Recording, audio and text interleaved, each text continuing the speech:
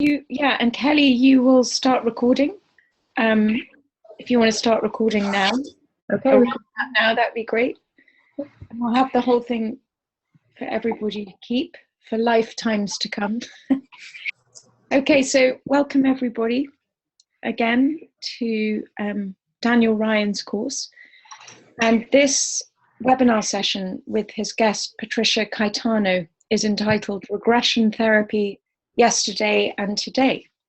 So these guys are going to discuss regression therapy in all its myriad content and idea.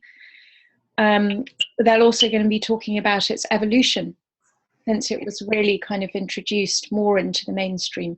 So it's going to be a really interesting session. I'm going to let Daniel introduce Patricia and her work more fully. And as Kelly said to all of you, please feel free to send any comments or questions in the chat box or the Q&A at any time throughout the next hour. And you can also send them right at the end of the hour's session when we'll do a half-an-hour Q&A. And everybody's welcome to come on the camera and the mic and put the questions to the host themselves, or I'm happy to field the questions, so whichever way works for you. I think that's it for now. But I will also, any interesting references that Dan and Patricia provide to literature or people that I think you'd like to know about, I'll send links to that so that we can all kind of follow up on their various materials that they recommend. So don't be shy, Tricia, to let us know anything that you think is a useful reference for your subject. Okay, without further ado, I'll hand this over to Dan and I'll see you guys in an hour. Thank you. Thank you. Thank you very much, Henrietta. Well, welcome again, everyone, and thank you for tuning in, those of us that are able to tune in this Sunday, and for the flexibility with scheduling.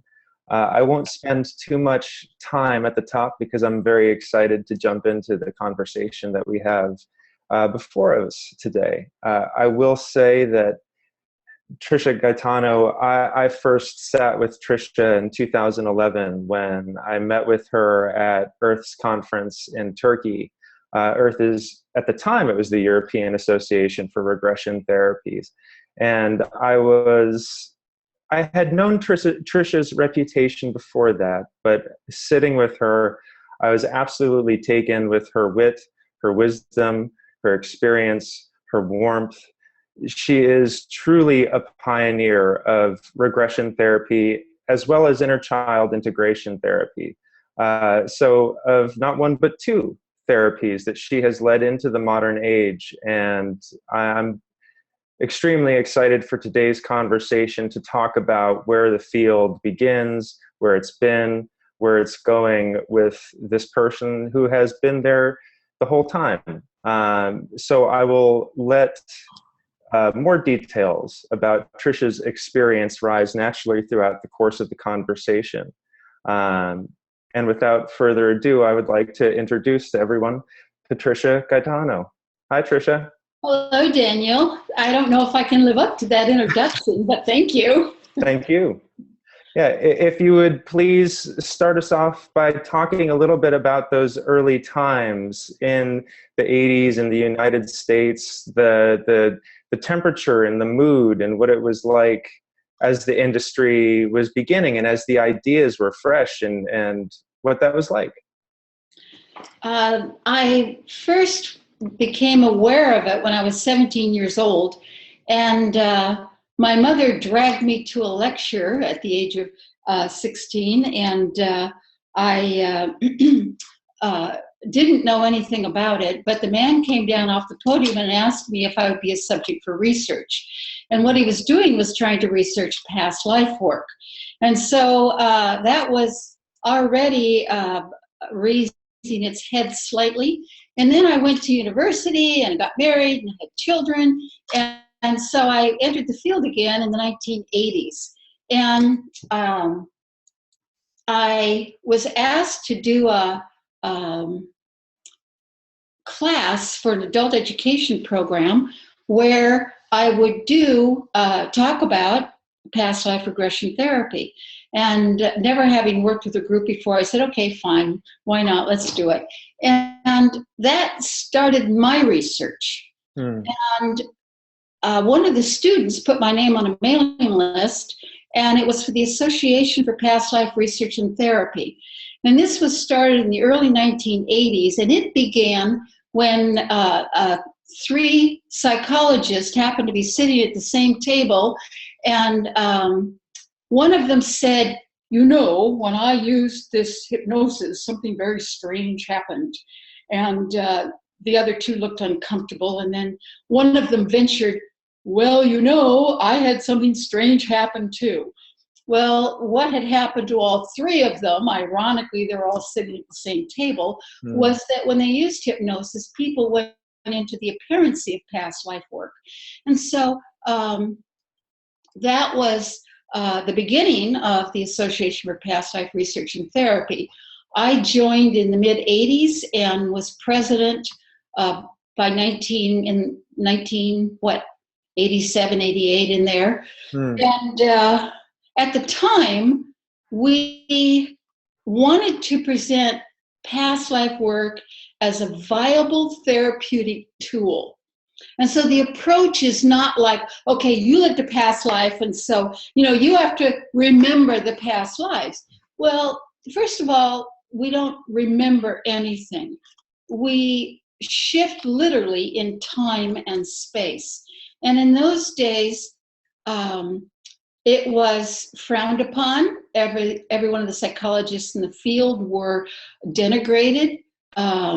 We were developing it as a therapeutic model, hoping to eventually someday mainstream. It still is not in the United States.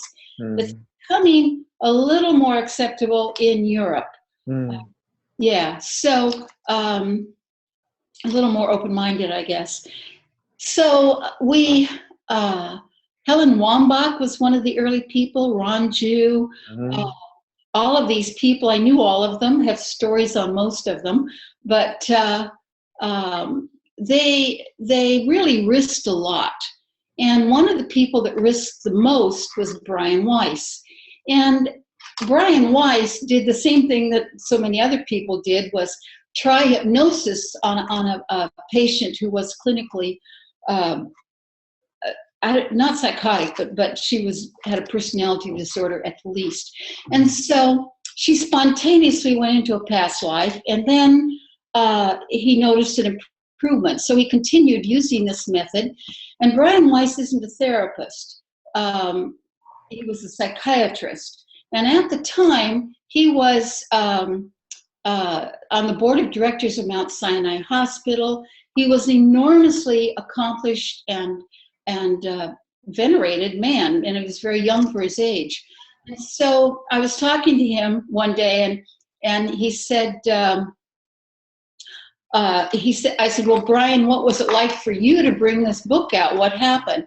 And he said, well, I was terrified to bring the book out because I knew that everyone would turn against me if I brought this avant-garde, strange idea out. And so he really resisted it. He talked it over with his very beautiful and lovely wife, and she was 100% behind him. But he was terrified of bringing it out because he knew what would happen.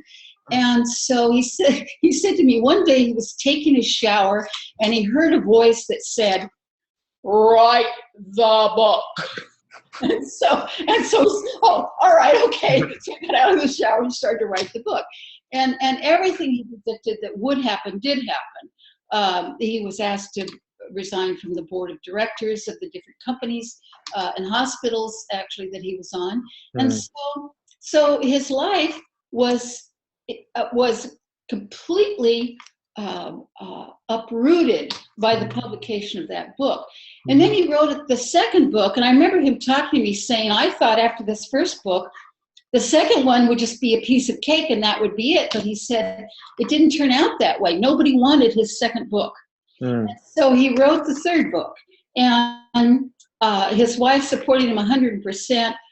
He's not a therapist. He doesn't do therapy, but he's certainly opened doors and broken down walls for a lot of the rest of us.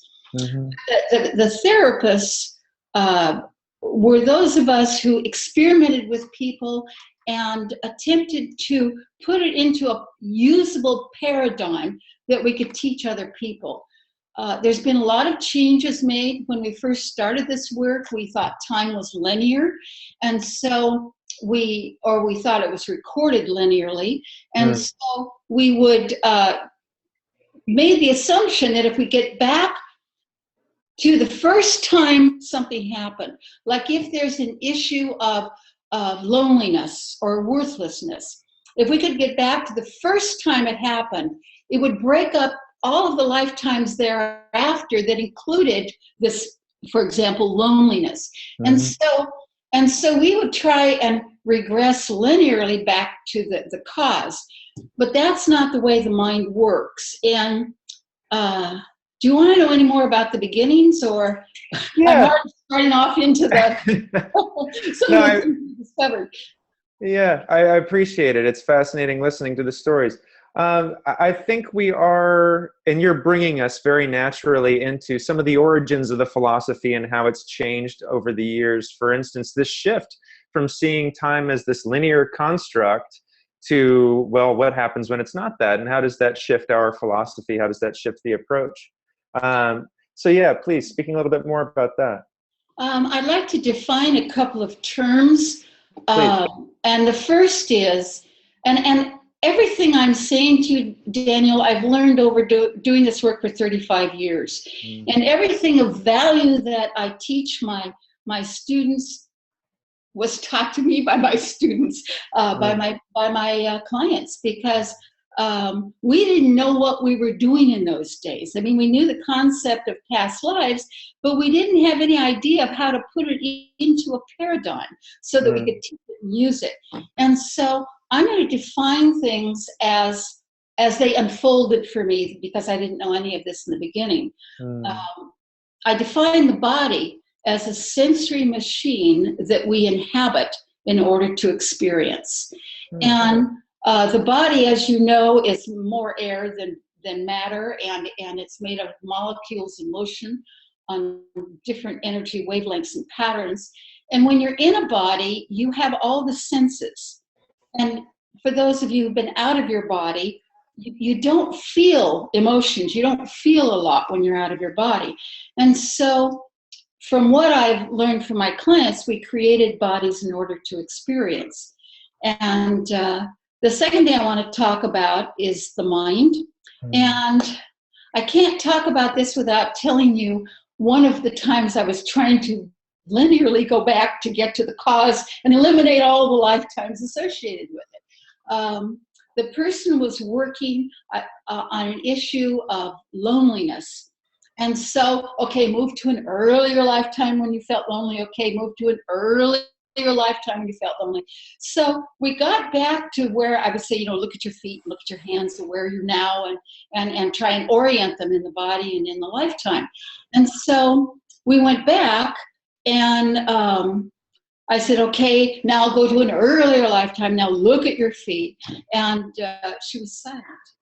And I said, what are your feet like? These are all the questions I never ask anymore. But I said, yeah. I said, what are your feet like? And she said, I don't have feet. And I thought, well, okay, maybe your feet were cut off. So, okay, look down at your hands. What are your hands like? What's happening with your hands? I don't think I have hands. Okay, well, are you in a body? No. Are you between lives? No. Are you in the womb? No. I never guess anymore. Don't do this, Daniel. If you don't guess, just ask. Right. And so finally, I learned from this to ask her, what's happening? Yeah. She said, I don't know. I just know I am.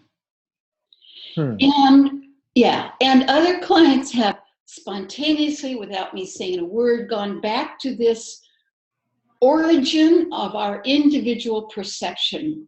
And so I thought, okay, great. Now I'll get them one a lifetime earlier and we'll find out what God is. And so I said, okay, now move earlier before you're aware of your existence. But logically, there's no before your awareness of your existence. There's only the totality of everything and nothing. It's very Zen. And there's no location in time or space. It's even beyond being ecstatic. So what I've learned from my clients is, and this is going to offend a lot of people, but that's okay. What I've learned from my clients is that we are not crawling up the karmic ladder trying to reach nirvana. So many people have asked me in lectures, early lectures, how do I make this my last time in this body? I want to reach God. And I'll say, you want to know how to make this your last lifetime? And they all said yes. And I said, good, stop resisting being in a body. We're in for a purpose, right? There's a point of being here. So I'll tell you, I'll compile everything I learned from all the people who went back to this place. Apparently, the Zen, and then there was an agreement to separate out.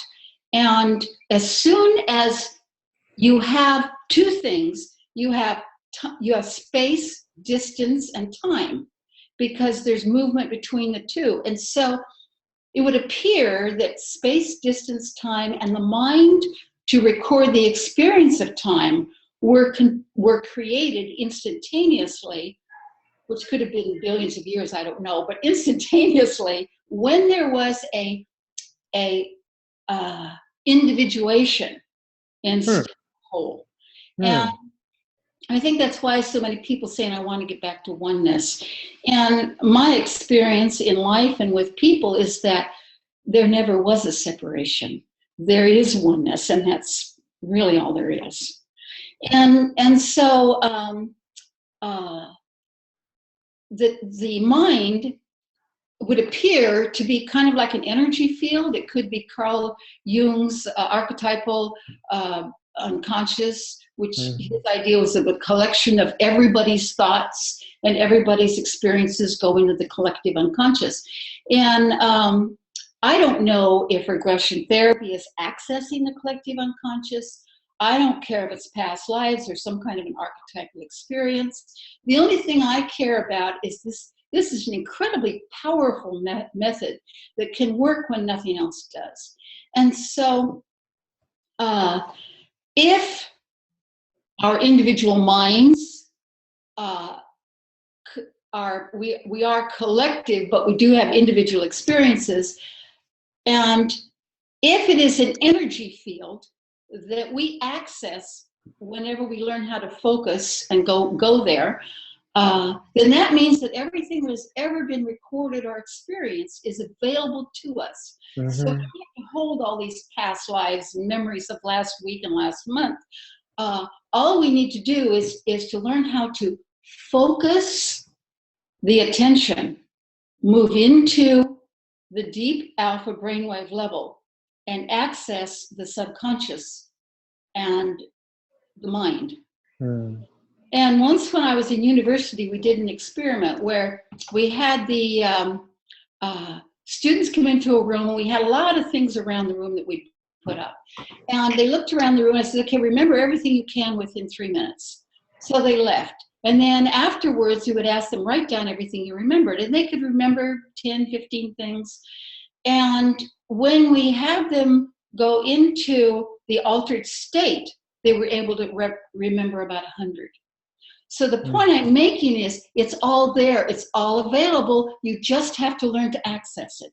And that's what past life therapy is about, are the techniques and methods to focus and access the traumas that keep us arrested in time. And the other a bit about trauma.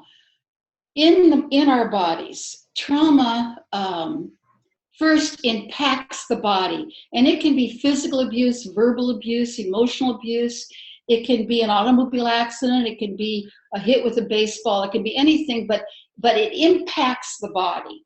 And the body experiences it first, and then we go into shock or a numb stage, and then we go into feeling the pain, then we go into confusion, and then we use this marvelous brain we've been given to try and give this trauma a place.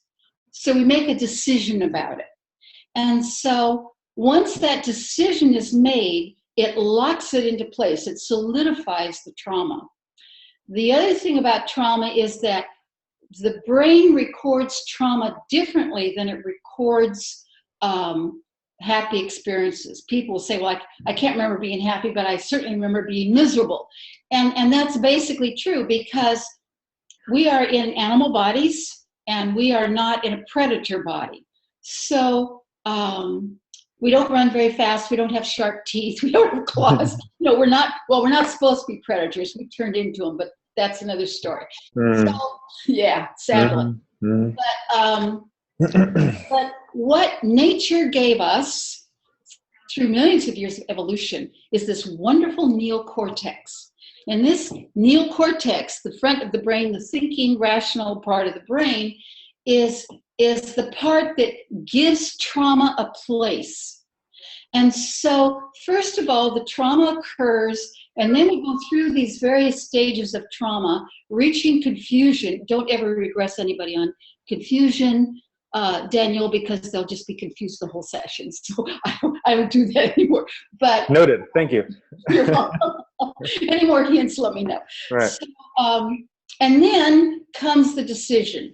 And so the decision is a physical energy, and I use this a lot in the inner child work. It is placed somewhere in the body. And when we're doing this work, we have to do the body work with the trauma, but also with the words, the belief. I'm worthless, I'm not good enough, I never do it right, I'm bad. All of these beliefs are a lie. And I guess what we do in therapy is just peel off the lies. And until the soul emerges. So back to the beginning, there has never been a loss of the soul, if you will, or of the perfection there, but we have forgotten how to get back to it. So a lot of this work is about getting back to who we really are, peeling off the lies and accessing the truth. Yeah. Beautiful. Thank you. We talked a little bit before about client-centered therapy versus direct suggestion hypnosis and other directive methods. And as you've been talking about the nature of trauma and the human brain a little bit, would you please talk a little bit more about client-centered therapy in particular, and really following the cues of the person that you're with as the practitioner, and what your role becomes, how it changes from the first moments of the session to when we are following the client where they are leading us? Client-centered therapy, as you know, was originated by Carl Rogers in the late 1940s. And he also was considered a maverick and was outside of the accepted methods used in psychotherapy and psychology. And his theory was that we instinctively are good, and I put that in quotations. In other words, everything we're doing is an effort to survive. And so no part of us is bad or wrong. But with trauma and abuse, we become distorted. Our reality becomes distorted. And so we make these decisions and beliefs, and then we live our whole life based on those decisions. I'm bad, I'm worthless, for example. And his theory was that if you give the person the space for healing, they will heal themselves. And I'm not sure that the method is as important as the client's attitude of trust and staying with the client and letting go of all agendas and learning the tools that creates that environment for the person to heal themselves. Because the truth is, we don't heal anybody. And we tell someone, oh, well, if you would just leave that guy, then you would be happy. And you go, and I want to go, oh, come on. When the person says, oh, I'm going to have to leave him, that's when they can live with it and work with it. That's when the energy goes. I just finished teaching a 3-day master class on exploring the internal landscape. And we were talking about a case, and one of the students raised their hand and said, well, yes, but wouldn't it be a good idea to tell the client, well, if you would just do this, then you would be happy. I said, what would happen if I said, all you need to do is stop this profession and go live on the beach, and then you would be happy? How would that feel to you? Oh, well, I'd never do it. I said, exactly. But when you come up with the truth, the solution for you, how would that feel? She said, oh, I get it. So I think one of the finest compliments, the most valuable compliments I receive is from psychiatrists, psychologists, medical doctors, hypnotherapists who come up to me at the end of a training and say, Patricia, I've learned so much from you, so many valuable tools, so much I can use with my clients, but the most important thing I have learned is how to be with my client. And so if we're going to get in this work, the first thing we have to do is our own healing. Because if we don't do that, we're going to project onto our client our fears, our needs, our demands, our expectations. And the only way in client-centered therapy is to have no agenda, no expectation, and feel the next best thing to do with the client. And that isn't vague. That's not, okay, well, you just get out there, you sit the client in a chair, and then you act nice, and then they'll be happy. There are specific tools and methods that you use to create a safe place, like boundaries, like staying centered, like not getting involved in the client's stories. So the first thing you do is heal yourself. When I first started this work, I did fabulous sessions. People cried and they felt better and their lives changed. Yeah, it was great. And it took me 2 years to realize that my clients never got angry. So I thought, that belongs to me. So I got myself back in therapy and I worked on my terror of anger. And so people become hyper vigilant when they're abused, and we don't have clients walk in our door who are healthy and happy. They walk in our door because they're miserable and unhappy. And so there's been trauma somewhere, and if there's been trauma, there's what we call hyper vigilance, which is too much watching, too much vigilance watching. And you see this so much in children that they wait, look at the abuser and try and figure out what they have to do to not get hurt again. And so when you walk into the room and you look at the client and you go, oh God, they're going to know it. I don't care if your face stays the same. I don't care what happens with the hundreds of muscles in your face, a tiny twitch, and they're going to know what it means because they've been watching faces since before they could talk to figure out how they were going to survive their environment. And so, in fact, I remember one client, she was a psychologist, and she came in and she had control issues. So we worked with control for a period of time, doing past life and inner child and psychosynthesis and gestalt, you name it, we did it. And so she got through the control, and we were way beyond that, doing other things. And then she came into the office and she had an issue and she started talking about it.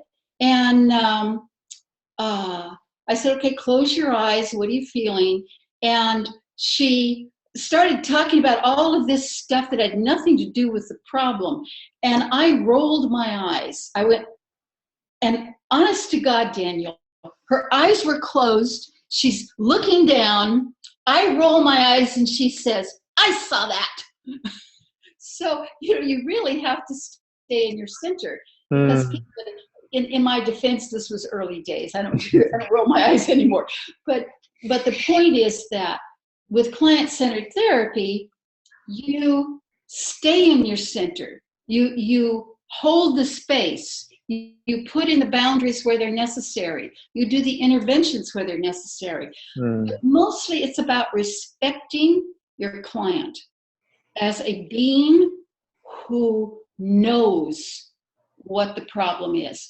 And I keep saying to my students, the information's in the client. It's not in your head. It's not in your textbook. It's not in your agenda. You ask the client. They know what happened. You ask the client in the correct environment, and they'll give you everything you need to know. And so that's client-centered therapy. Beautiful. Thank you. You had mentioned, well, over the years, and it seems to me, tell me if you think that this is incorrect, but I feel like listening to your stories and getting to know you and your work better, that if it's not a specialty of yours, that you have a particular gift for resolution of trauma and for helping people safely and comfortably work through trauma. And I'm wondering, A, if you agree with that statement, and B, I'm curious to hear you talk about how you developed inner child work out of regression therapy, and when and how that process unfolded for you, and what kind of results that you witnessed, again, in the resolution of trauma and comfortably bringing people to a place of resolution with that. You said it beautifully, and I hope everything you said is true about me. I think one of the things that clients say to me a lot is, I've never told anyone this before in my whole life, but I feel like I can tell you. Or they say, I can feel you understand me. And it's because I've been there. Clearly, I came from an abusive home. My father was a blue blood, lots and lots of money, and a very expensive alcoholic with a temper. So hence my fear of anger. Thank God my mother left him when I was 7 years old, so there was enough left of me to put me back together again. My mother was born in the Highlands of Scotland, and a Highlander is a whole lot different than somebody who's born in Scotland. They're a whole different breed. And with that, with my family, there's a genetic imprint, and you asked me about genes, a genetic imprint for clairvoyance. And so it was considered the family curse. And it is indeed a curse. And I had it as a child, turned it off because it made me weird. And then when I got older, it turned on again at a workshop. And I would have dinner with friends and say goodbye to them and go, oh, I'll never see him again. And sure enough, a month later, he died of a heart attack. Well, this isn't fun. And basically, I turned it off again when one of my best friends said, Tricia, I know you can do this. I know you can do these readings. You have to do a reading for me. And I said, her name is Tricia too. I said, Tricia, I don't do that. It's not who I am. I do therapy. No, we're friends. Do it. So the first thing I saw was she was going to die. And I thought, no. And I started to cry. And I thought, oh, God, what do I do with this? So they gave me, I didn't know, I just asked. And then I got the information of everything she needed to do to finish up her life. Like when your son was 2 years old, this happened, you need to talk to him about it. This issue's unfinished with your mother, you need to resolve it. So I just gave her everything that would happen, needed to happen to finish the life. And then I also saw her next life, that if she finished it. And so about, I don't know what it was, 2-3 months later, she was diagnosed with terminal cancer.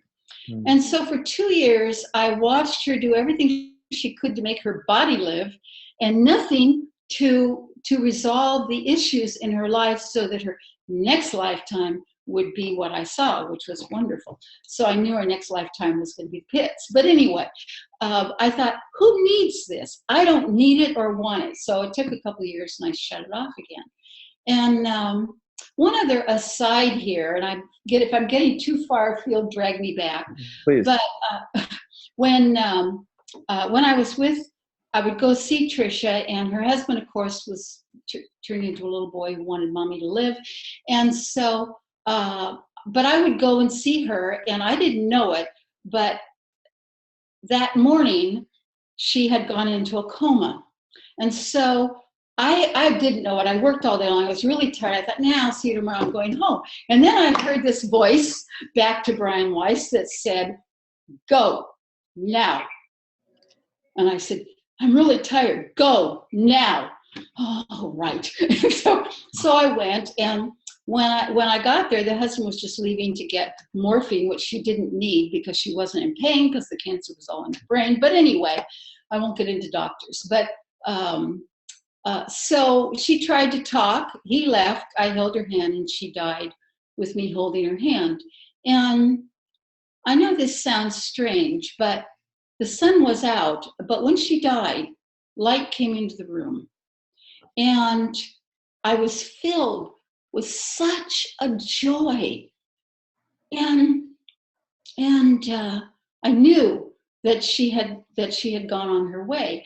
And so I think that part of the reason that I do this the way I do it is that I've been there. I had a childhood that was traumatic and very painful. And I chose, instead of to become an addict or something, I chose to do my own work. And I have to thank my mother for that. Dragging me to all these lectures I didn't want to go to was part of that. And the other part of it is this clairvoyance that I have shut off most of the time, but I'm highly intuitive, let's put it that way. So I can feel and sense what's happening with the client. And I never judge or evaluate or suggest or tell, well, if you have a lifetime, then look at this, you had a lifetime as that. You don't do that. They go where they need to go if you direct them properly. And so combining client-centered and my history, yes, I would like to think that all the words you said about me were true. Well, I would like to thank your mother for taking you to those workshops as well. And I thank you for sharing all of that with us. Truly. I think you mentioned something that's very important there that I think a lot of practitioners think about and that very few know how to talk about. And that whether we phrase it as being highly intuitive or clairvoyant or empathic, what a practitioner or a therapist does with the visions that she or he receives, what the therapist does with the intuitions and the feelings. I feel, I had a teacher once that told me that we end up healing ourselves in our work, or that's what we're trying to do. We're healing our former selves. So, I'm curious to hear you speak about and really advise what you would advise practitioners and therapists do with their own heightened intuition, clairvoyance, or empathic tendencies in or out of session. Yeah, this is part of the training, because what I have found is that as we do this work, we also expand and become more aware. And often these abilities emerge. Now, from my viewpoint, we have so many things available to us that we don't use.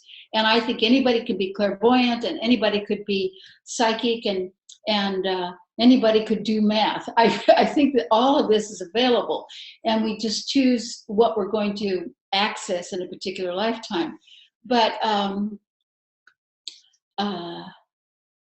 ask your question again. I digress. So I started thinking about quite all right. Yeah, I was asking about how practitioners and therapists, what you advise they do with their intuitions. Thank you. Yeah. So one of the things that happens when you do this work, as you expand and become more aware, is that these things that we naturally have available begin to emerge, and seeing the other person's lifetimes is the one that I particularly address in my training. And when I first started seeing people's lifetimes, I didn't say anything about it.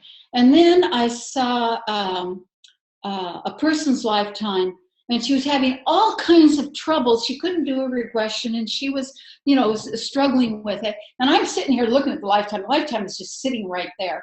And so she was a small, dark man, and she was wearing kind of rough homespun clothes, and she was standing in front of a big stone wall. And she had leather on her feet, with the leggings wrapped around. So I said, if you could touch your leg, what might you feel? And she said, I don't know, I can't. And I said, okay, so what would happen if you touched your head? I think my hair would be coarse. Okay, so I'm seeing all this, so I said, okay, well, if you reached your hand behind you, what would you feel? And the lifetime popped in. She said, oh, a stone wall. I said, good, feel your hand on the stone wall. And then I deepened her into the lifetime. But so I never say, okay, this is your life, because it's not about me. It's about the client. It's about their lifetimes. It's about their experiences.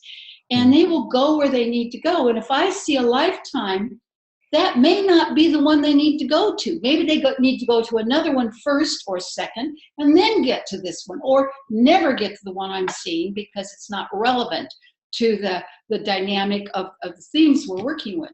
And so then another time, I saw a woman, and she's standing. It was in Greece, and she's standing, and there's these stone pillars around her, and her hair is done up in the Greek style, and she has a white robe on with gold sandals. So I said, move into the lifetime and look down at your feet. And what do you have on your feet? I have gold sandals. And okay, now touch your chest. What do you feel? I've got this. And so she started moving into the lifetime, and so then I said, okay, now look, now feel your feet on the ground. How do your feet feel? And she said, tight. And I said, what does that mean? Again, not any, just open questions, nothing but open questions. She said, well, I've got these big heavy boots on my feet. And I said, are you looking at 2 different lifetimes? And she said, yes. I said, which one do you need to look at first? She said, the one with the boots. Good. Take a slow, deep breath. Feel your heavy boots on your feet. Feel your feet standing on the wharf. Move into your body. And so that's client-centered. Not like, okay, now feel the sandals, be in the body. Look at, she was looking at it on the Aegean. I could see it all. But so I guess what I have to say is, stay out of it. Basically, stay out of it. I would ask questions to, like, well, feel behind you. Do you feel anything? Trying to ask open questions. But my experience is, if the person is not ready, forcing them, telling them, does not help them. They just resist more. I had a client who came to me, and she, we did inner child work, but she had been agoraphobic for over a year, and somebody had told her about me, and she, with a friend, was able to finally get her out of the house in the car into my office. And so I did the intake, and she said, well, I'm scared to be here. I said, what does that mean? Open question again. She said, well, I really hated my mother, so I went to a hypnotherapist to see if I could work through it. I said, well, what happened? And she says, well, the first time he hypnotized me, he told me that nothing happened, that I wasn't feeling my feelings. She said, I thought I was, but he said I wasn't. So I came back for the next session, and he again told me I wasn't feeling my feelings. At the end of that session, he said, I am going to hypnotize you so deeply that you're going to have to feel your feelings. Yeah, I know. I shake your head. Me too. Oh my God, I can't believe this. And so she was terrified. And so I said to her, look, let's make an agreement. I will not do anything you don't want me to do. If I start to do anything that doesn't feel good, you tell me, I will stop. So we set up a contract of my boundaries and her boundaries. So we did the regression, and the whole time during the regression, a little muscle in her mouth would twitch and then stop. Hmm. And then her shoulder would tense and stop. And her stomach would tighten and stop. So all of these nonverbal messages from her body told me what I needed to do with her. Hmm. And this hypnotherapist had missed him. I know that's not you or the people you train, Daniel, but there's too many of these kind of people out there. Agreed. Where they want to take control and force people to do it. And my experience is that when someone is ready, they do it. And I trust that. And that's why I think they do it, because I trust them to do it. I remember once I did a training for this is 1990, I did a training in Europe. And you always do demos and training. So I was doing a demo with one of the teachers who volunteered. And so he went into the regression. And other than a few words at the beginning, for an entire hour, he never said a word. Well, the students from that particular training had been trained clients. And they had been trained to scream and cry and yell and pound tables and things. And so he did an entire session without one word. I just watched his body, and I would see his muscle relax. And I would say, okay, now move forward to the next significant incident in that lifetime. And his shoulders would tense, and then I would know what to do. And so it was the perfect demo for these particular students, because they had been trained to act out their dramas. The person does it in their own way. And so I explained to them each intervention I did and why I did it. And so that, again, client-centered. Stay with your client. Work the way the client can work. And they'll do it. Yeah. Beautiful. Thank you. So as we've talked about before, you've told me stories about your career moving to Europe in the 90s and as it became more international and as you became more international. So I'm curious to talk a little bit about how you noticed regression therapy changing and continuing to in different cultures, how it's flourishing, where the most exciting trainings are happening in the world today, other than with you, of course. And, you know, Daniel. Thank you very much. So yeah, a little bit about your time outside of the US and trainings in Europe and throughout the rest of the world.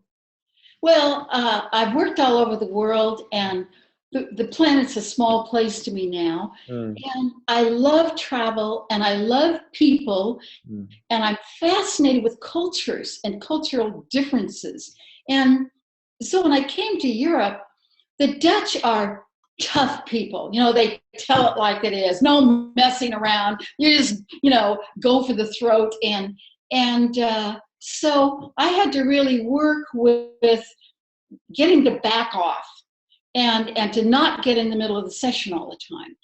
And like I said, this one group in the Netherlands really trained their students to act out dramas every time they did a regression.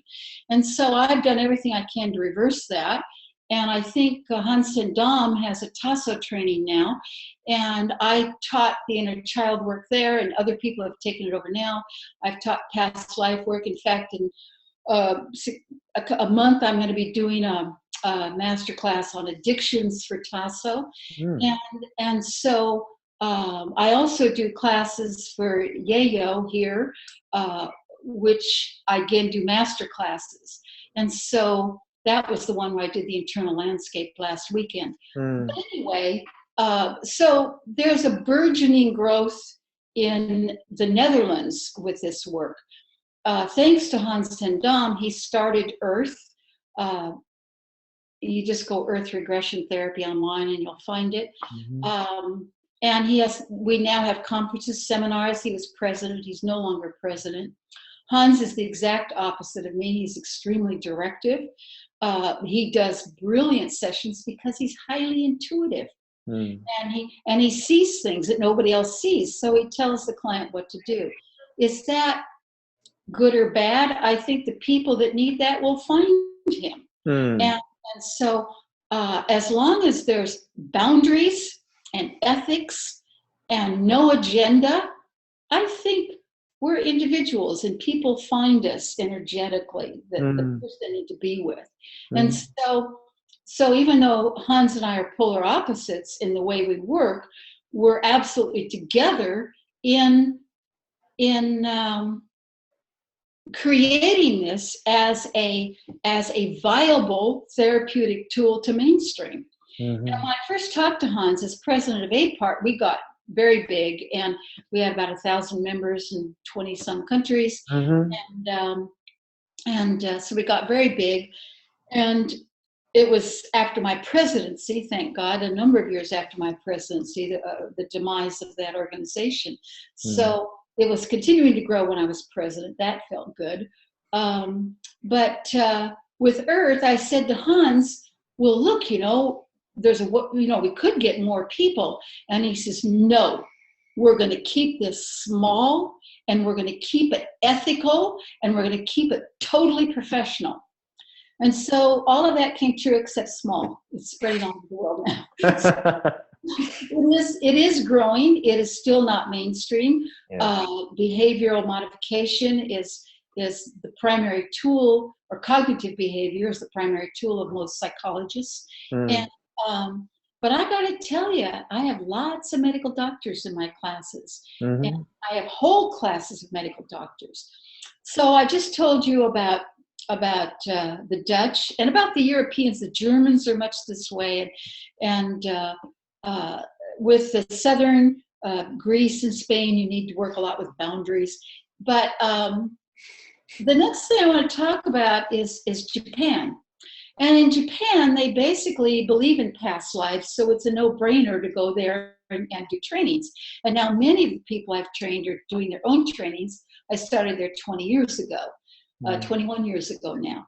And but the Japanese culture is fascinating because they have a cornerstone of honor and respect. And the other thing that they have is a oneness that I have never seen in another culture. And I think I've seen it in tribal situations, but I've never seen it in a country with so many people where they are connected. And I think it's because they were isolated from the rest of the world for so many centuries. And sadly, oh God, it breaks my heart. Kentucky Fried Chicken and McDonald's hamburgers have made their way into Japan. When I first got to Tokyo, we're talking about this huge city. There was never a piece of paper on the ground. There was never a Coke bottle sitting somewhere in a corner. Because that street belonged to everyone, and everyone took care of it and respected it. And there's one crossing zone in Japan where you have at any given time 5,000 people are going in 5 different directions. All the cars stop, they go in 5 different directions, they never bump into each other. They just they understand the flow of life, and they have a profound spiritual connection. And I don't know how to put this into words, but it's the oneness, it's the connection, it's the honor, it's the respect. But whenever I work with Japanese people, I always have a foundation I can touch of spirituality. And I bring that into the sessions and use it. I don't do angels and guides and spirits, and I just don't. I think going back to the beginning, the I am, there's a Zen saying, if I could quote it, there's nothing to seek and nothing to find. You are already enlightened, and all the words in the world will not give you what you already have. The wise seeker, therefore, is concerned with one thing only, to go inside and find the true self. And that's the cornerstone of my work. I have this, I should have brought it with me, I could hold it up. I saw a picture once on the front of a magazine that was a glove, and it was a workman's glove, somebody who worked with cement. And all of the fingers were ragged holes, and there was cracked cement everywhere, and it was all ragged at the wrist. And it was just this hand in a glove, and in the middle of it was a golden egg yolk. And so I cut that out, and I hung it on my wall. I also had hanging on my wall stone rubbings and silk paintings and things I'd collected from all over the world. It was there a month before a client finally walked in and said, Tricia, all of these beautiful things on your wall, what is that ugly thing doing there? And with no thought, I said, that's my clients. Then I went, okay. And then I realized that I work with that dirty, torn glove as the client comes in and presents their pain. But I focus on the perfection. And I know it's there. And somehow, my knowing it's there, they know it's there. They can connect to it. And Japan, well, I got to tell you, want me to tell you a couple of Japan stories? Please. Okay. Stop me anytime you want, David. Yeah, we'll divert in a couple moments, but please, yeah, tell me. Yeah. I was doing a training there, and one of my students was a young man, and so he came for a private session. And so we did a past life regression, a past life regression, and then I said, okay, now move forward to just before you die, and are there any decisions? Okay, move through the body-death experience. Are there any other decisions after the body dies? Well, he went through the death, and then he just took off. He didn't, there was no more, are there any other decisions? Is there anything else you want to understand about the life? None of that kind of thing. He just took off. And I didn't say anything because it felt right. And suddenly this look of absolute purity came across his face. And again, the room started to fill with light. And we sat there, my interpreter and I sat there in awe as we watched this human being become enlightened before our eyes. Amazing experience. Well, of course, 4 days later, he was coming back to continue the training. And I was curious, okay, once you're enlightened, how do you do this trauma work? And so I noticed that he was crying. And so after the session, I asked him, I said, we know you reached enlightenment in that session. He said, yes, that's true. And I said, and yet I see you crying and in pain. He said, Tricia, from a place of great wisdom, he said, Tricia, I'm still in a body. I still have things that I need to do, but I will never look at life the same again. And so that's what I mean about the spirituality. It's just an honor to work there. But telling you want to hear about telling you about one more. A man came in to me, and I always do an intake, and I noticed that both of his little fingers were missing. And I thought, well, okay, you can miss one finger in an accident, but what did you stick them in something and get them cut? So, but anyway, no, I don't think those things, but I do an intake. But I just did the intake, and it wasn't a relevant question. And so as I began to move forward and prepare to go into the processing part of the session, he said, my fingers.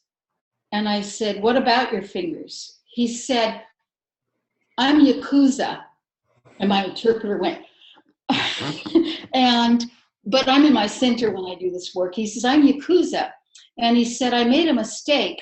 And so they cut off my little finger as punishment.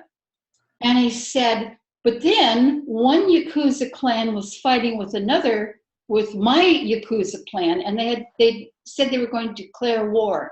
And I said to them, if you do not have a war, I will cut off my own little finger, my other one. So now we're back to honor. And so the Yakuza said that both of them agreed. So he takes and chops off his own little finger. And so that's why he walks in with two more fingers. Yeah. But what's interesting to me, and then we get into judgments and opinion, oh, Yakuza, oh my God, how many people has he murdered? But you don't get into that stuff when you do a session, because you're working with the person, the pain, the soul, and it's not relevant if they're Yakuza or if they're famous. I've met so many crummy famous people, you know, that I'll take somebody with heart any day. But, so I just went on with the intake, and we went in. Interestingly, we did an inner child session, and he went into such pain and sorrow for what had happened to him in his childhood. And the reason I'm telling you this is that we're all the same. The Europeans, the Japanese, the Indians. You peel off the cultural layers, you peel off the sexual identity, and you have a human being with the courage to walk into our office and say, there must be something else. And I just have great respect for all of my clients, because it takes so much courage to choose to venture into the unknown. And that's where we take them, Daniel. Yeah, indeed. Thank you very much. Just one more thing I'd like to ask you about before we switch up and take some questions from the group here.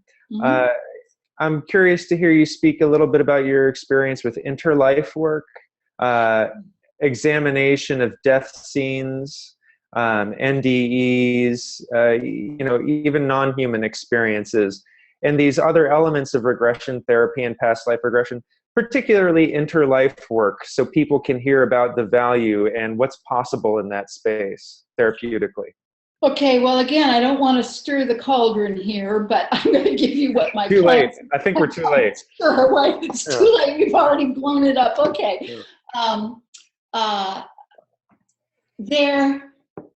lot of what happens between lives is a direct result of the way of death. And I find with violent, unexpected deaths and unaccepted deaths, a person will shoot out of the body, have conscious awareness, and jam very quickly into another body that may or may not have been a body on their journey. I've also had people who died violently, but with kind of an awareness. One man regressed back in very early times, and he was killed in a battle. And he was with a prince and was very loyal to him. But he was a foot soldier, so he was slogging along, you know, with his little stick to try and fight off the men in armor. And he died in the field, and he shot out of his body, and he looked over and he said, next time I'm going to have power. So he looked around and he waited until a woman on his side got pregnant. And then he attached the body, and then he looked around and he saw that 3 or 4 other people wanted that body, so he jammed in it and took it. And so with the violent deaths, there doesn't seem to be the contemplation, too often there's no conscious choice. And the other thing is there's no board of judges. There's nobody up there saying, okay, creep, you blew it. Now you're going to be a dog in India next lifetime. It just doesn't work that way. And this makes people uncomfortable, but we have far more power and choice than a lot of people are comfortable with. And so what I find is that we are our own judge and juror, and perhaps more harsh than any other judge would be. And one example, a young man, and I did this session in the 80s, and he did a past life regression into the 50s. And in the 50s, and I have to say, this client was one of the most abused clients I've ever worked with. We're talking torture. We're talking about a psychotic mother who would brutalize and torture the children. His father was a merchant marine who started sexually molesting him when he was 2. And would say to him, to show you the lack of conscience, would say to this little boy, don't tell your mother what I'm doing, and then I'll stop her from beating you. I mean, he was using sex to blackmail this little boy into not into cooperating with him sexually. Mm-hmm. And so when the little boy was 6, the father disappeared forever. And the mother was in and out of mental institutions. They kept giving the kids back to him. He continued to be sexually molested in foster homes. And when he came to me, he was a homosexual who was killing himself with having sex at night in the park with anybody, had polarized with abuse, who polarized sexually, will either become extremely promiscuous or will become totally shut down. And so we did past life work, we did inner child work, we did non-dominant hand drawing, Gestalt. We did a lot of stuff, and he was making rapid improvements. And he was only 28 when he came to me. And so finally I said, was there a purpose for the lifetime you have? He said, I think so. I said, how would you feel to regress back to the cause of coming into this life? And he regressed into the life immediately before this. And he was 14 years old. He was a wrestler. And so his father ridiculed him, said, no, it's football, wrestling, you guys down there groping each other. What are you guys doing down there? It's all, a couple of fairies wrestling around. And so he really made the son's life miserable, but he wanted to do wrestling, not football. So one day his father was driving him to a wrestling match. I think this was 1958. And the father was ridiculing him again. And the father shoved his shoulder and said, you little creep, et cetera, et cetera. And for the first time, he blew up and he shoved his father back. The father was so surprised, he swerved the car like this. An oncoming car came and hit and killed the boy. The boy shot out. He looked down at his father's bleeding face and said, oh my God, I've killed my father. And then he made, now we're back to those decisions of a double bind. Nothing I can do will ever pay for what I've done. And so he looked around and picked the worst lifetime he could find to come into. And so there's a lot more choice.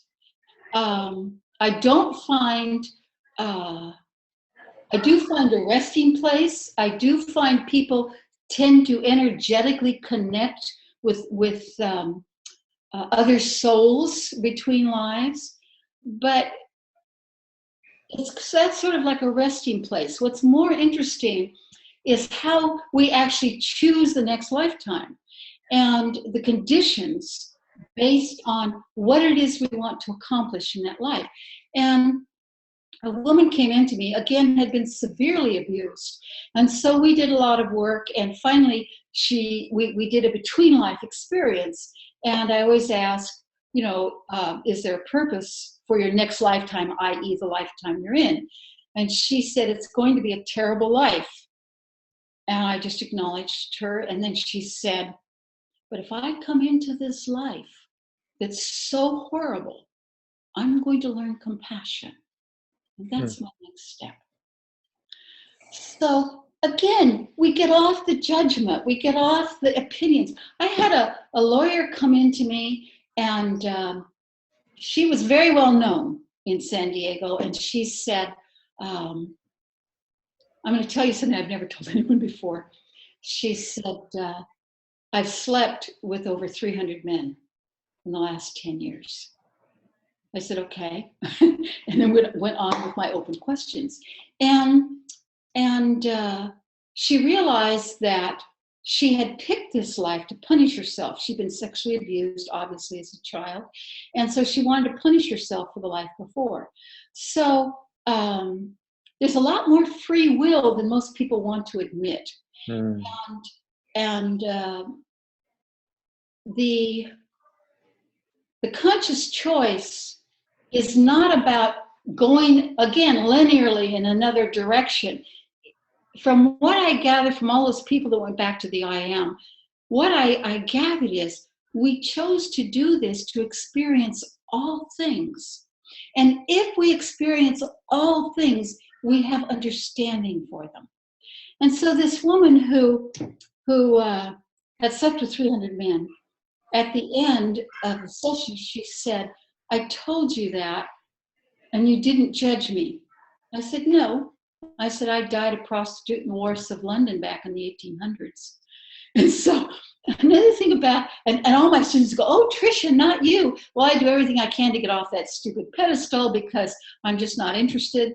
And yes, I died a prostitute in the wharves of London in the 1800s. And so is that a bad life? Is that any better in the life many years before where I was a healer and did so much to help so many people? No, it's two lives, two experiences.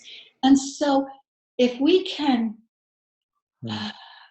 make the world a better place, if we can heal ourselves, then I think that's what we're doing here. We certainly aren't crawling up some ladder to some static place, which I think must be incredibly boring. Yeah, yeah, indeed. Yeah, and so that's very quick because I have a whole 2-hour lecture on this. Sure, but, yeah. Won't get into that, but I want to talk about near-death experiences a little bit. Do we have time? We do, yeah. When you are done on this topic, we'll take some questions from our participants. All right. Yeah. I was just going to quickly interject just to say, we've only got one question so far. I think we're all riveted. So please feel free to just continue for a bit, Okay. for a bit longer. And then we've got Michelle's question. I think another one's just come in. Yes. Okay. And then Linda. So keep going. And then we've got time for Michelle. Well, Michelle and Linda, we will get back to you. So hang in there. Yeah. Okay. People often describe, when they have near-death experiences, they often describe seeing a tunnel with light at the end. And I can still see you. I don't know who's on the screen right now. Can you see me? Yes, now I see you. Okay. So what I have found, I've worked several times in near-death experiences, and just for general information, I'll talk about a psychologist quickly that I worked with. He had a near-death experience, automobile accident. He was driving on a rainy night. A car hit him. And he sees the headlights, and the next thing he remembers, a policeman there is shining a light in his face saying, wake up, are you okay, sir? Are you okay?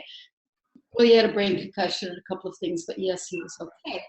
And then after he went home, his whole life changed. He wasn't interested in anything anymore. He didn't want to do anything.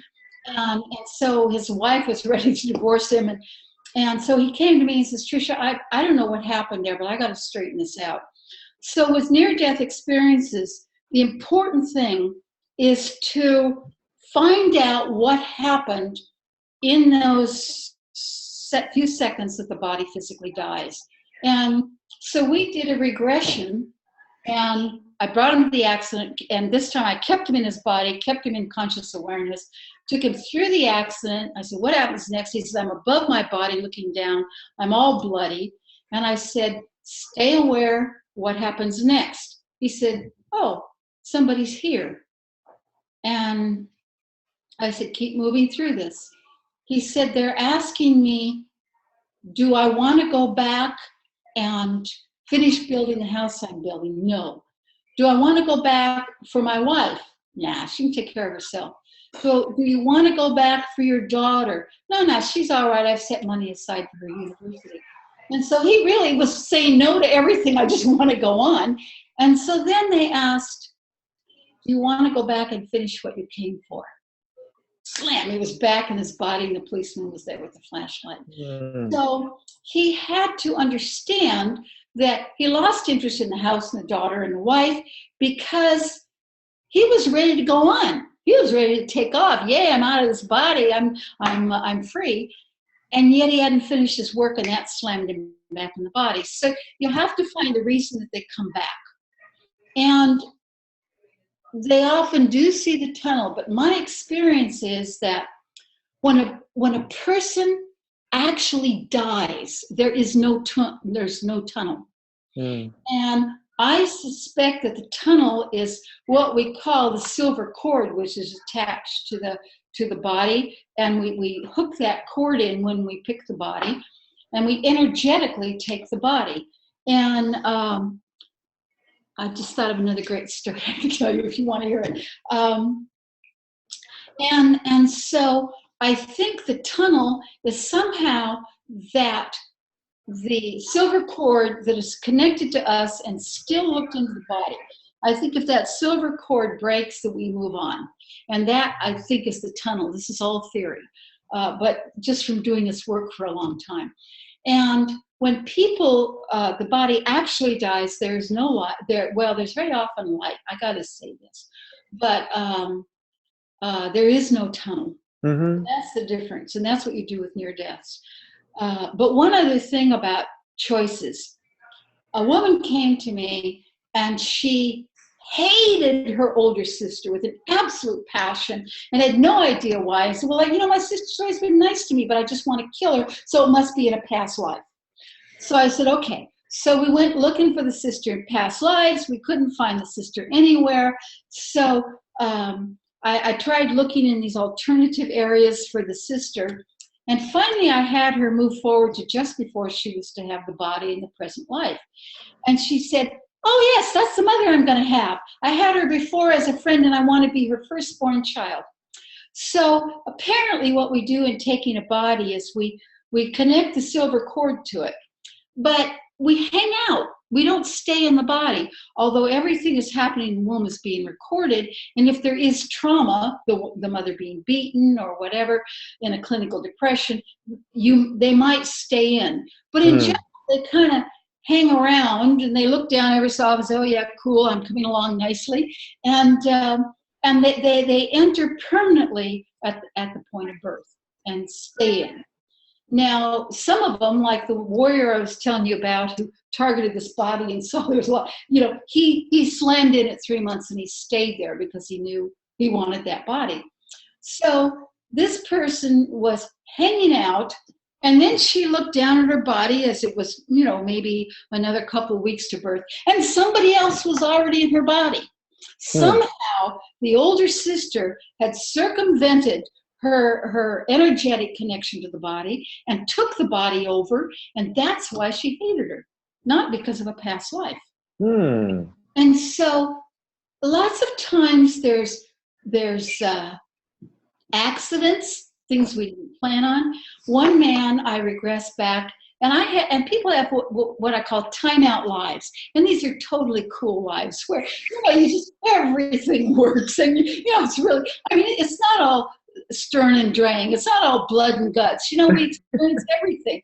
And so I regressed this one young man back, and he was in Scotland, and I recognized his timeout life. And he's a young lord of the manor, and he's gorgeous, and all the women want him, and he's 26 years old, and he's going to inherit everything, and he loves riding these horses. So he's on this horse on a hunt, and the horse leaps over a stone fence. The horse stumbles, he falls off and breaks his neck. And so I said, what happens next? He says, I'm looking at the body. I said, what's happening? He said, hey, that wasn't supposed to happen. And so I have to conclude, it's a lot more free will than we think there is. And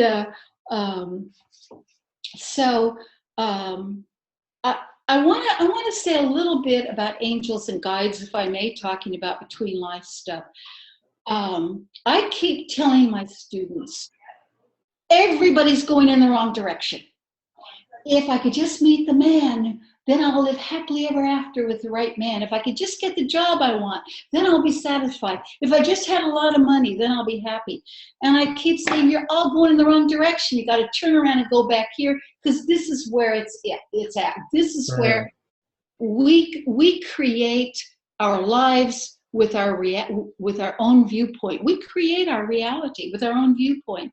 And bar by bar, we build our own prison. And then we sit in the prison of our own creation and feel like a victim and blame the world. And like I said, a few courageous people come in and say, "Hey, I think I'm going to try and move one of these bars," and I just rejoice with that. So when people come to me in the intake, I will ask them if I feel it. I'll ask them, "Do you have any connection with other worlds?" And, "Oh yes, I have my angel here. My angel's here to guide me." Well, number one, I'm not denying that there might be angels. I'm not denying that there are beings that do come to this planet and assist, because I've encountered that, and so I know it's true. For me, it's true at least. And but I find the dependency on the externals is what keeps us dependent and keeps us in cages. And that's another new client-centered therapy. I let the client heal themselves, and then they own it, and then it belongs to them, and then the healing is permanent. I don't fix them or make it better or call in guys to tell them what to do. They know the truth and get to it. And so I have to one more story, and then I'll shut up. I had this client, and he was very famous, and he was very brilliant, and he came to me because no other therapist could do anything with him. And I thought, so I just said, "Yeah, I probably won't either." So he said, so once we got that out of the way, I did a session with him. It went actually quite well. And then in the second session, he regressed back to the age of 7 in the present life. And he started to cry. And I'm just holding the space because I suspect this man hasn't cried for 40 years. And so he's just sobbing. And then all of a sudden he says, "Do you have questions for me?" I'm going, "What the?" And so I said, "Who am I talking to?" "Abba Dabba Gooba, do you have questions for me?" I said, "Abba Dabba Gooba, we're in the middle of a session here, and if you are truly a guide, then you will step aside and allow the session to continue, right?" And so I backed him into a corner, and he backed off. And then I said to this man, who clearly was not able to parent his wounded selves, "Is it okay if I talk to your child?" And he said, "Yes." I said, "Can you breathe into those tears?" And so he again kind of took a position on the couch. And I said, "Is it okay if I talk with you?" And he said, "Yes." And I said, "What are you feeling right now?" He said, "I hate him." I said, "Who do you hate?" He said, "Him. He won't let me feel anything." So what we were talking about was an internal split, where at some point around the age of 7, and probably building up to that for many years, he decided to not feel his feelings anymore. And he repressed that part of himself into the shadow, and he developed a persona, which was very interesting and convincing, but he was in absolute denial of his pain and his feelings. And so the part of him who could feel really hated the part of him that relied upon the persona. Wow. Well, thank you for all of that. Very, very much, truly.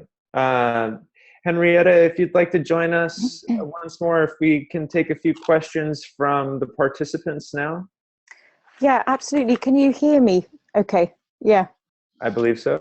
I've got these in for a change. Cool. First of all, thank you so much, Tricia. That was amazing. I'd like you to keep on talking, please. But you've given us a lot to explore and work with already. I'm going to just dive right into the questions. We have a few here. So first off, Michelle, if you want to come on and speak, she quite often joins in and participates. If you're out there, Michelle, and you want to, just message me in the chat box. She says, yeah. She is great. Okay, so we'll get Michelle to come on and talk to you, and then Linda and Lillian will address your questions to Tricia afterwards.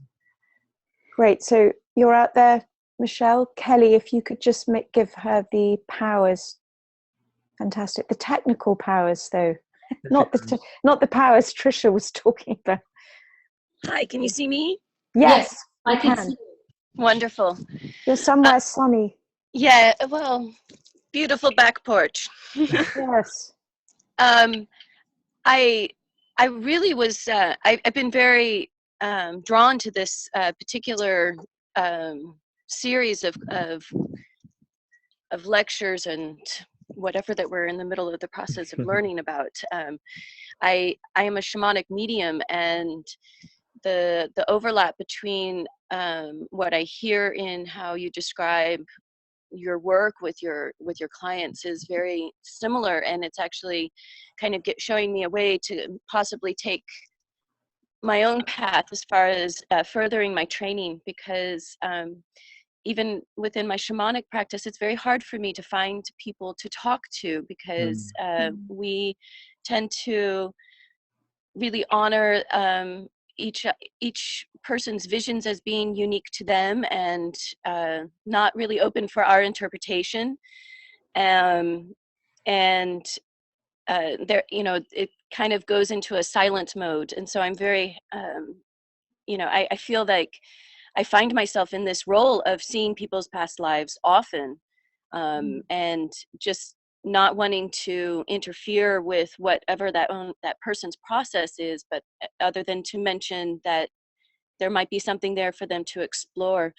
And when you started talking about that place of I am, of that individualization that happened when our souls start to split,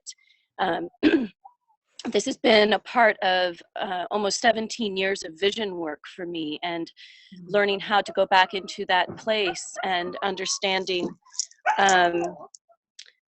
where we come from before we split. So thank you very much for bringing that in, and I've been really just in awe of today's session. So thank you very much for all the stories, and reminding us that we are all here with our unique gifts, and that we're sometimes at the right place at the right moment to hear them. Yeah. And I'm really actually kind of curious if any of you have ever worked with somebody like me who's coming from a shamanic tradition. Have you ever worked with I'm not a traditional psychic, but have you worked with people that aren't necessarily coming in broken, but really trying to understand the fabric of what makes us who we are? Yeah, I call my work integration therapy, because we are multi-dimensional beings functioning on many different levels at any given time. And so we need the tools to help people on whatever level they're in that moment.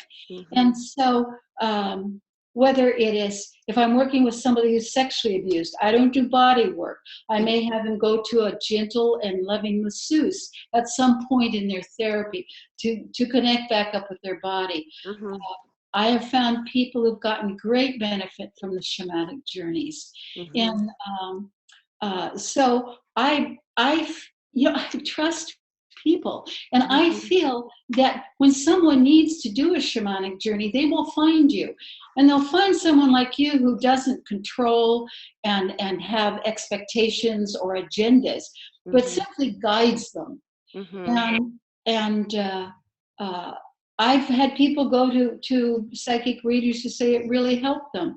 So I think we all have gifts, like you say, and people do come to me wanting to understand the soul or the life. It's deeply spiritual, the work that we do, as well as practical, applicable, and teachable. Yes. So I just get off. The only thing that I object to is when people get into control, when they get into the fame game, when they get into the guru trips, then these people, I think, are enormously destructive. Yes. And then I stand up and then I fight. But for people like you, I go, if I sense someone needed a shamanic journey, or if they came to me and said, I feel like I need to go to another dimension, I would say, well, try this person. And just a quick comment. I don't think our souls split, but they individuated, and there's a subtle difference there. I see that you understand, so I don't know. For me, I had a background in art, and so for me, the vision started coming in relationship between our own human development of moving from two-dimensional art representations to the development of three-dimensional, and what that happened as a stage of our evolutionary development in relationship to kind of looking back at the whole of creation, how we all have one part, and it's very important for making the whole picture, the whole hologram complete. Yeah, I think as long as there's ethics and boundaries, and I always say I give the power to my client. Mm-hmm. I'll hold the space, I'll keep in the boundaries, I will do the interventions when necessary. But I don't want the power of saying, okay, this is the past life you've lived, now you're paying for it. I just don't want that kind of power. I want the client to have that power. Right. But if they need a shamanic journey, if they need healing, then go to a healer. You know, we all have these special gifts. And thank you for sharing yours today with us. Thank you so much. Thank you. Okay, Thank bye. you. Thanks. Thank you, Michelle. Bye. Bye. Great. Thanks, Tricia. Dan, did you want to say anything, or do you want me to go on to the next question? Please go on to the next. Yeah, I'm just excited to hear Tricia speak to these questions. As anybody bless else. your hearts. Thank you. Yeah, no, it's great. Yeah, your integration therapy, that's really interesting, that word. So Linda, I'm going to launch into Linda's little story, which is followed by a question. So Linda says, great class. I'm an empathic intuitive counselor and have been studying this for years. What do you think about pre-birth agreements? Also, can you discuss your views on deja vu? My son moved to Virginia Beach last year, a military officer, and told me he was having a lot of deja vu experiences. He said, "It's all good, Mom."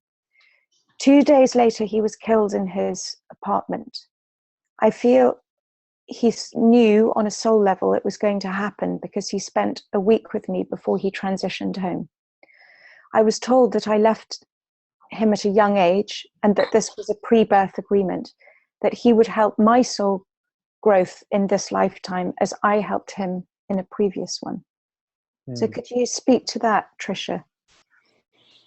There are agreements made at any time on the time track.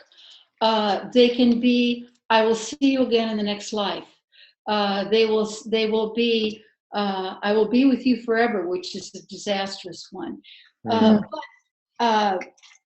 But there are also agreements to assist each other. And just because you're not in a body doesn't mean you can't do that.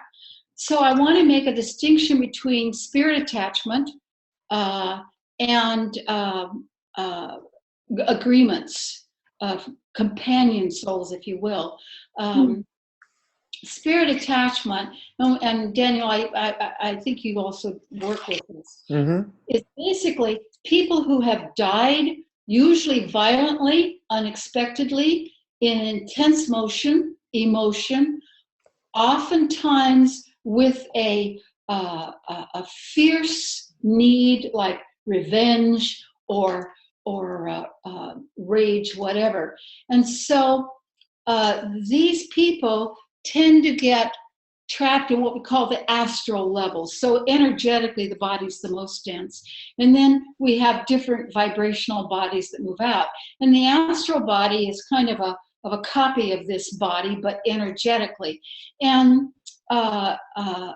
that's one of the levels that you pass through, although most people don't even think about it. They just go right through it. But with these violent, unexpected deaths, particularly with passion and revenge, those emotions, they get stuck in the astral. And they kind of wander, and when they feel an opening, they attach to it. And we also call it spirit attachment. I'm getting long-winded here, but one example, I had a client who came to me and she said, "I think I'm schizophrenic I don't work with schizophrenics. This is not appropriate for them. But I knew she wasn't from the intake. And so what had occurred was when she was a newborn in the hospital, she was separated from the mother, as they all were in those days, and put in little glass boxes in the nursery. And she was crying and crying and terribly lonely. Down the hall, a woman had just died in childbirth. So, of course, she didn't want to leave. She was going to have a baby. She was going to start a life. She wanted to, she wanted to stay. And so she died, and with not too much awareness, but she heard this baby crying. And so she went and she attached herself to the baby. And the baby was thrilled somebody was there with her. In and out of bodies, it gets pretty vague when, particularly when you're a child. And so this woman was always there for her, and plus her mother. Well, she started to grow up, and what happened was she had literally two mothers, the physical mother and the mother who came to her. And so she had basically an attachment. And so first I had to do inner child work with her and go through the traumas and get her grounded in her center before we could release her other mother, because that was like a death to her, to let her go. And so that's a spirit attachment. And even though she was trying to help, there was no contract. There was no consciousness in it. It was a spontaneous connecting with the unborn child, or the newly born child. And so, yes, there are commitments and there are agreements. Some of them are negative and destructive. You groaned, Dan, when I said, somebody says, I'll be with you forever for all of our lifetimes. Yeah, that's a real groaner, all right. And so that's a whole different thing than people who contribute to each other. A slight digression here. I did not believe in spirit attachment. I thought it was just somebody's good idea, going back to the very early days again, Daniel. And one day a client came into me, and she had a very messed up life. And so I did the intake, and I got the session focused, and we got ready to do the session. And then I said, is there anything else I need to know? Which I usually ask before I start a session. And she said, do you think he'll let me do it? I said, what does that mean? Like, I had no idea. Well, it's a whole long story, which is in another lecture that I won't give now. But from that, I understood there was spirit attachment. But what began to happen in the 80s was a fad of going to these weekend, becoming a channeler. And so it was 2 days, and they would go, and the person would show them how to open up and receive their guide.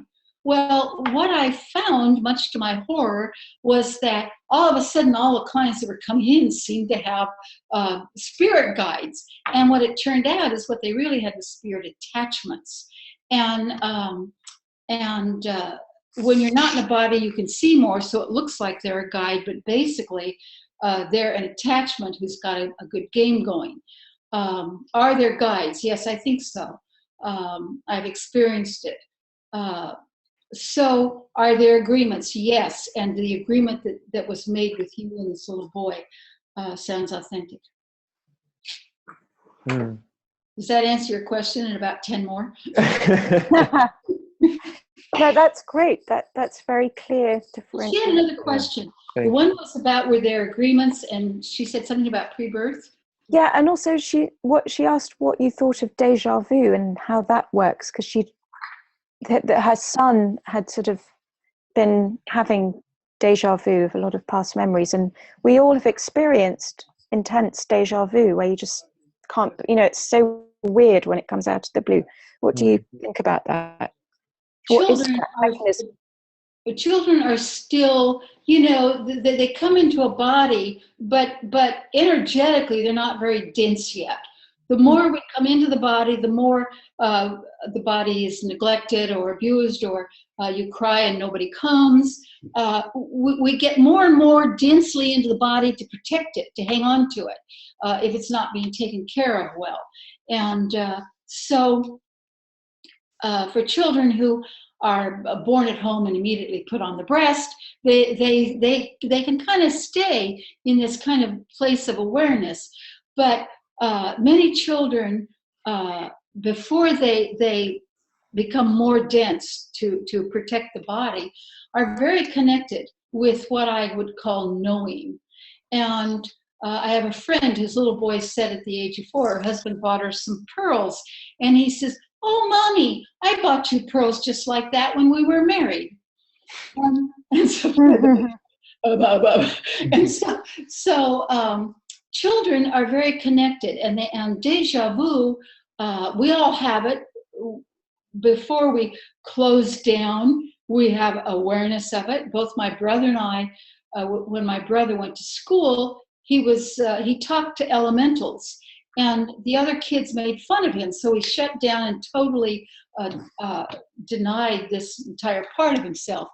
But children are very, very connected and aware, and they're still in this place of knowing. And between lives, often before we pick bodies, we're in this place of knowing, where we see the spectrum of our experiences and what we need to do next, and what's unfinished and what has to happen now. And I call that a place of knowing. And so, like I said, very often children are still half connected to that when they're born. Mm. Thanks so much. Yeah, Dan, anything to add, or shall I move on? No, please. Yeah, let's continue. Okay. Yeah, just because we've got 3 here, Tricia, from Lilium. Better not be so long-winded, my answers. Well, no, they're very rich, and but I want to get to everyone. Yeah. Well, we've only got a few left, and so Lilium has asked a few things. She's asked, when we picked a difficult life, do we need to come back to heal again? Is it repetition? And then, well, why don't you answer that first, and then she has another second part to the question. Okay. When we pick a difficult life, sometimes it's repetition. And it's repetition because we have been the judge and juror in such a harsh way that we haven't punished ourselves enough. The other thing that can happen is that we get kind of trapped in an energy field, and we don't reach that place of knowing between lives. We don't reach a place of choice and awareness.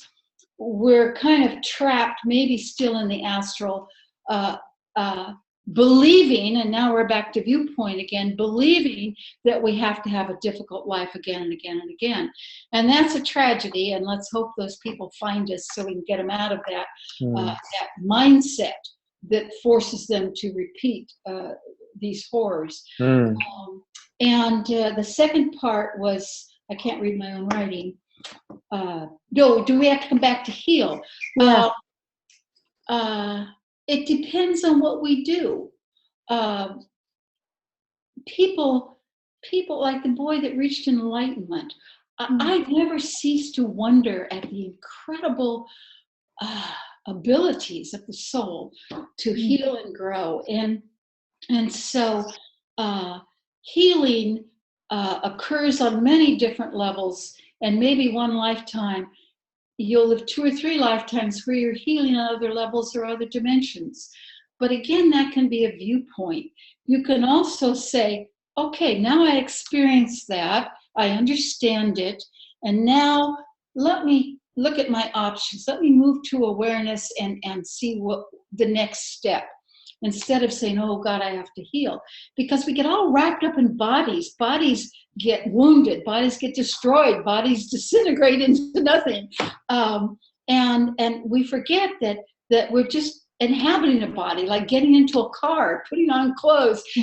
So if the body has suffered, do we need to heal it another lifetime? Not usually.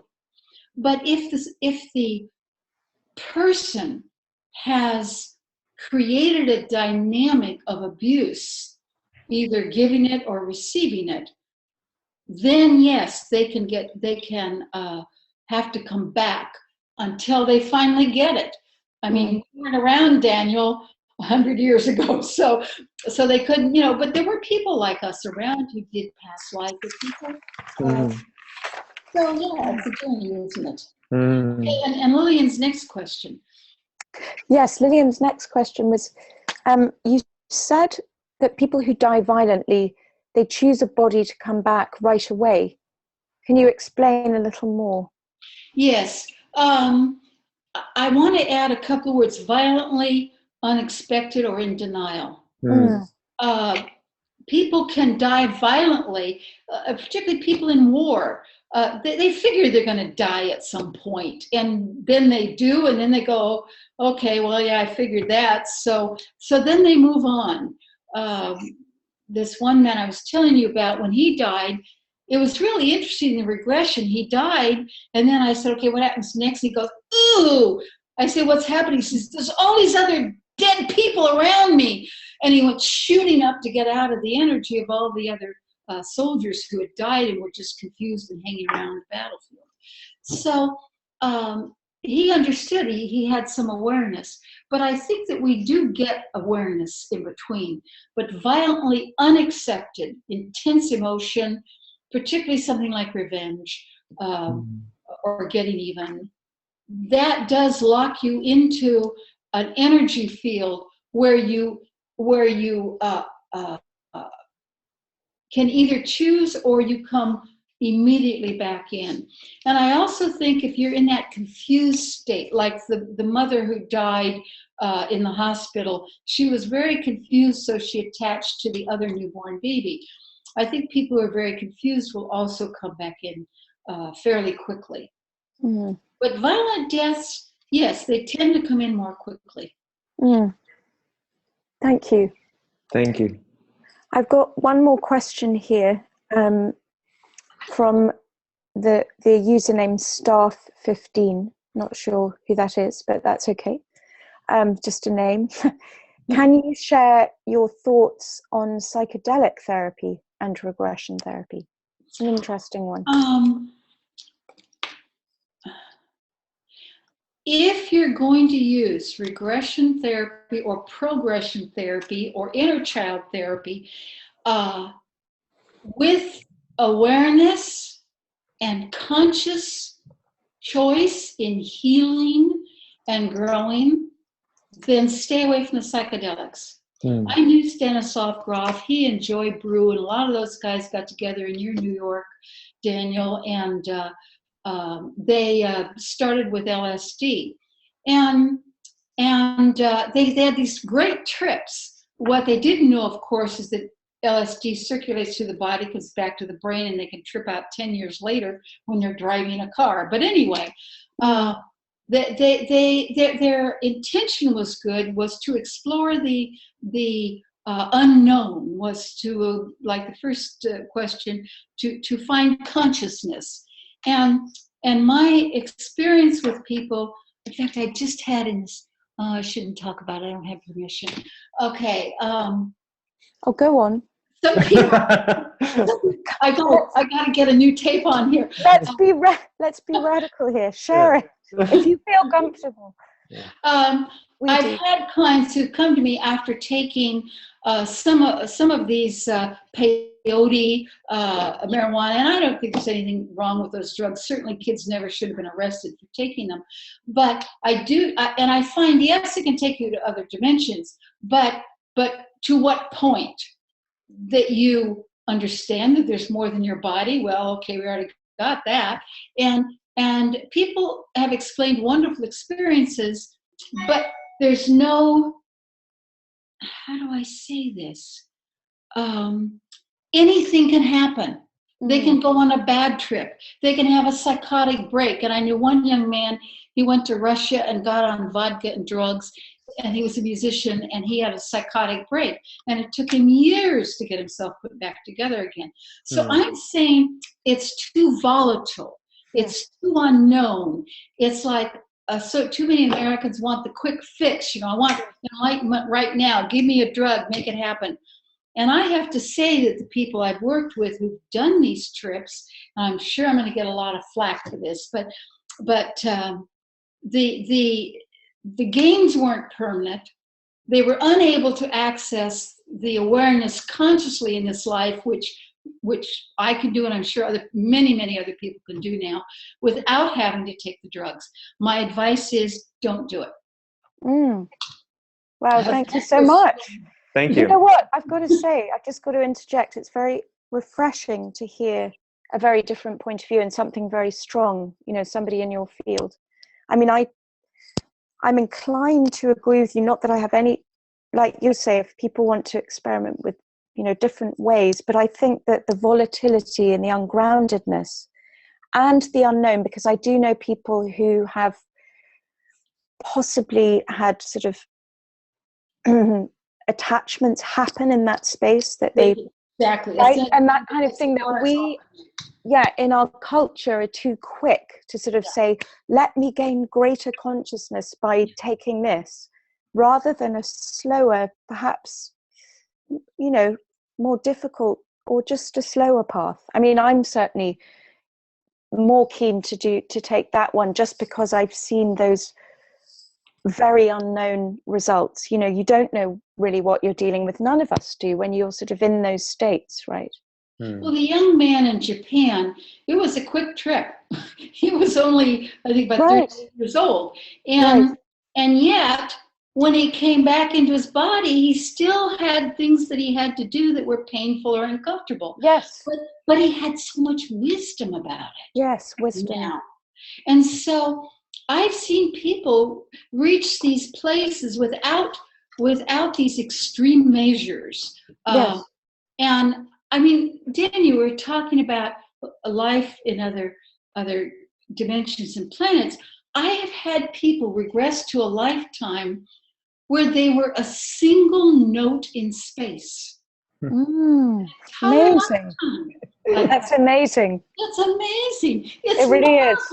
That's a beautiful thing. Yeah. And it was a life of pure ecstasy, an absolute connection with that sound, a total experience. And they didn't have to use LSD to get there. Yeah. And it wasn't 48 sessions and 15 sessions looking for enlightenment. It was just doing a past life regression.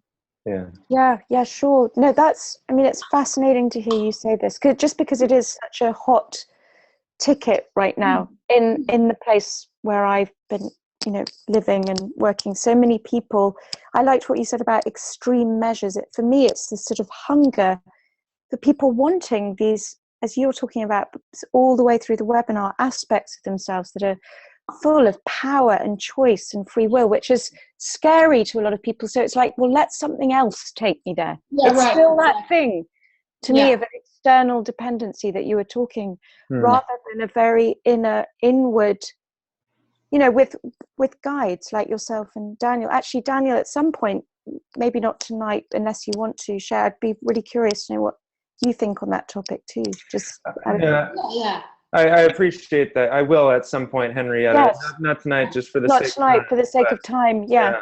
And I too, I appreciate hearing your thoughts on it, Tricia. It is refreshing to hear your point of view. And there is, I think we can safely say, too much cavalier talk and attitude around things that do require a great deal of care and respect if they're going to be used. Yeah. So it's appreciated. Yeah, it is. And also, Tricia, just your in-depth commentary and, tonight, and the stories that you've told us to sort of illustrate the work that you do, which is always very helpful to me, specific stories of individuals, of things that have happened, which, Daniel, you've also done, because that really gives us, the participants, this understanding of how it works. We imagine we're there, and that can happen for you also. Yeah, of course it can. When you say, this, you said the soul, the abilities of the soul to heal and grow is just tremendous. And, it's a beautiful way of putting it. Because you've experienced that only through working with other people. And so I believe you. And I want it.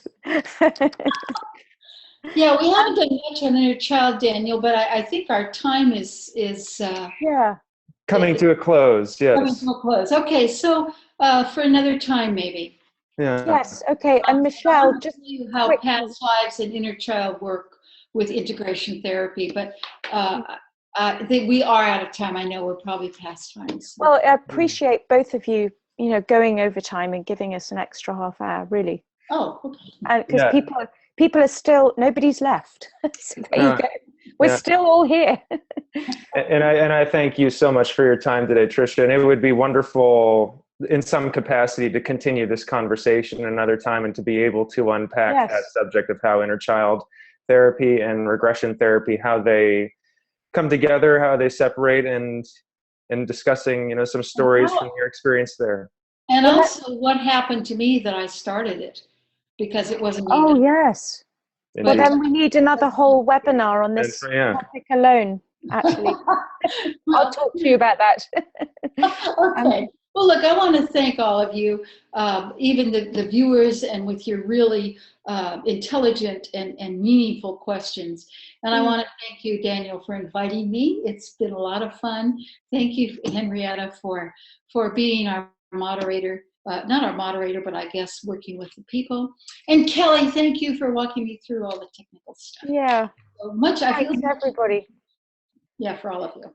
Yeah.